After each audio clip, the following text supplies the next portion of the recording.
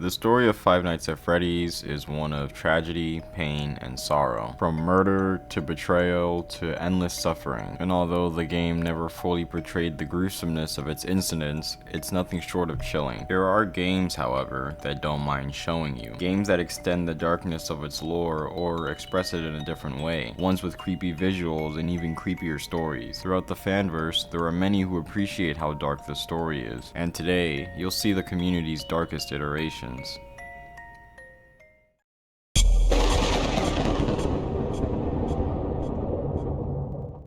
Bondi's Barnyard was created by Otis Laputis. It's set in 2004 at a restaurant where you play as a child who's trapped inside a cow animatronic named Koo. The reason for this being, the animatronics have a security measure where they contain kids who get lost throughout the restaurant. There are 4 other animatronics besides Koo: Bondi the farmer, Grease the pig, Forley the sheep, and Chickling the chicken. If you couldn't tell, this game has a twist on the original Fnaf formula. Instead of playing as a security guard who has to avoid the animatronics, you play as an animatronic who has to avoid the security guard, as well as the other animatronics in the game. You also have to open Koo's mouth from time to time so you don't suffocate. Instead of staying for multiple nights, the entire game plays out in one. There's a night mode where you can play all 6 hours at the same time, as well as a couple of mini games. Here's where it gets disturbing. I stated earlier that animatronics will contain kids inside of them who get lost, and if you're seen by the security guard, they'll shock you, resulting in you, the child, being killed. But even if you beat the game, the child ends up suffocating in the suit anyways. You were pretty much screwed from the start. Overall, Bondi's Barnyard is a great game that relies on visual and audio cues. It does suck to see that the security guard was there the entire time and could have helped the child.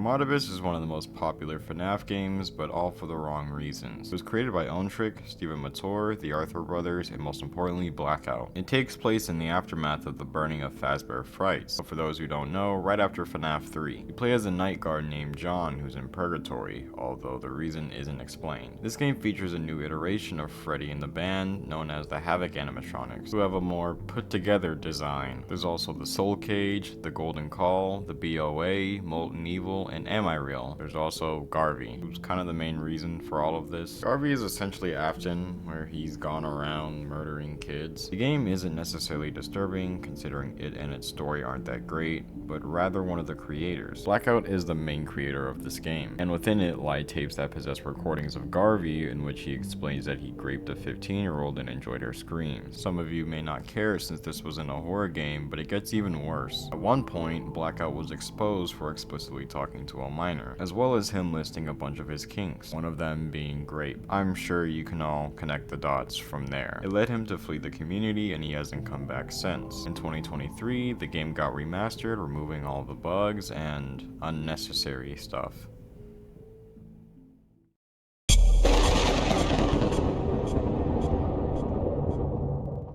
Together Again was created by Heisenmorg. It takes place at Lakes Funland in 1994. You play as Ashley Waters, a girl looking to solve the missing children's case of 1990 for her class project. There is a story, however, that's a precursor to the events in the game. The owner of Lakes Funland, Oscar Magwood, makes a deal with a fiendish creature in order to save his business, allowing something to happen to his son. Over time, he commits certain acts that leads to him being on the run. The most important one being the back alley murder of a little girl named Lorraine, who now possesses Chick. You start working at Lakes Funland in order to find any possible leads while asking various people in the town throughout the game. Your mom's also the manager at the restaurant. The gameplay is similar to the original Fnaf. Check the cameras, deter animatronics, and conserve power. You also have pills to take if your anxiety gets out of hand. Not doing so just makes the game harder to play. You only have 3 though, so you have to use them only when you really need to. The animatronics have a humanoid design aside from 3 of them, their names being Hayden, John Coon, Alex, Chick,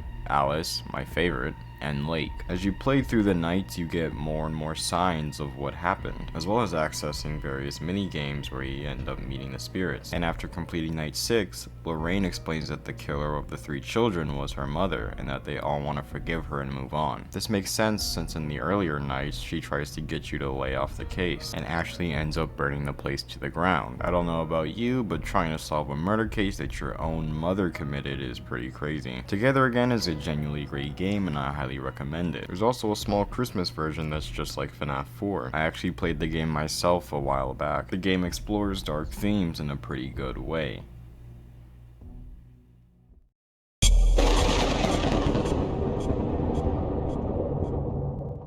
Shadows Awaken was created by Kaizen. It's a PT-inspired free roam that takes place years after the bite of 87. You need to explore the house to collect papers, while avoiding an animatronic known as the Centipede, a slimy, parasitical rendition of Freddy. At the start of the game, you walk towards a radio that explains some pretty gruesome events. The assailant used a meat cleaver to claim their first victim. When law enforcement arrived at the scene, they found a young girl who had their mouth slashed open as if her jaw had been forcibly separated from her skull. Several months prior to these tragic murders, a distressing event unfolded at Fredbear Family Diner. Reports indicate that one of the animatronics from the diner inflicted fatal injuries upon a child, who was subsequently identified as the perpetrator's own offspring. The incident occurred while a group of children were engaged in play. Interestingly, the victim's older brother, who presently manages the establishment, was among those present. State police have expressed that the heinous homicide seemed to be connected to the incident that transpired a few months earlier. Following the revelation that the company's owner was responsible for the murders, the owner went missing, leaving his eldest son in charge of the company. There's only a demo available as the full game is still in development. I'm also glad the project got picked back up since it was cancelled at one point. Not much can be said right now in terms of the game's story, but the visuals look incredibly unsettling.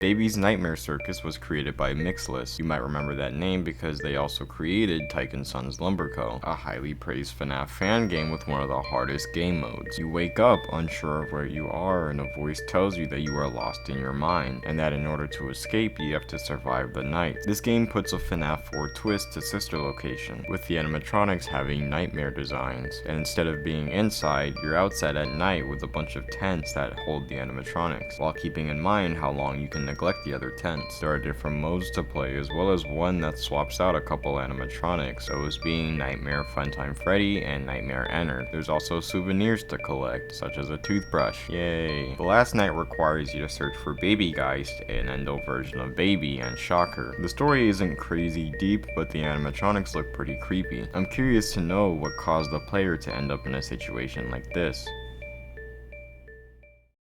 There's probably many more out there that people know about, but these were the ones I could think of. Fnaf has some pretty cool fan games, and you can tell how much people love the earlier part of the lore with how these fan game stories are told.